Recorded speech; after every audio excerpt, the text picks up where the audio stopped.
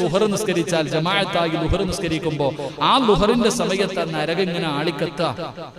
ആ നരകം ആളിക്കത്തുന്ന സമയത്ത് ഏതെങ്കിലും ഒരു മനുഷ്യൻ വന്ന് ഒളിവെടുത്തിട്ട് പടച്ച റബ്ബിന്റെ മുന്നിൽ 4 റക്അത്ത് നിസ്കരിച്ചാൽ അവന്റെ ഉമ്മ പ്രസവിച്ചിട്ടതുപോലെ കഴുകി ശുദ്ധമാക്കി പള്ളിയിൽ നിന്ന് പടച്ചവനെ യാത്രയാക്കും. അള്ളാഹു നമുക്ക് ഈമാൻ നൽകുമാറാകട്ടെ. അള്ളാഹു നമുക്ക് ഈമാൻ നൽകുമാറാകട്ടെ.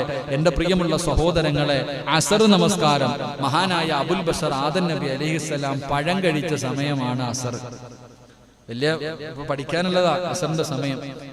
ആദം നബി അലൈഹിസ്സലാം ആ അസറിന്റെ സമയത്താണ് സ്വർഗത്തിൽ നിന്ന് പഴമെടുത്ത് കഴിച്ചത്. എന്റെ പ്രിയപ്പെട്ടവരെ, അതുകൊണ്ട് അസർ നമസ്കാരം ഏതെങ്കിലും ഒരു മനുഷ്യൻ നിസ്കരിച്ചു കഴിഞ്ഞാൽ അള്ളാഹു അവന്റെ ശരീരത്തിന് ആരോഗ്യം കൊടുക്കും, അവന്റെ ശരീരം നരകത്തിൽ നിന്ന് രക്ഷപ്പെടുത്തുമെന്ന് നബി മുഹമ്മദ് മുസ്തഫ.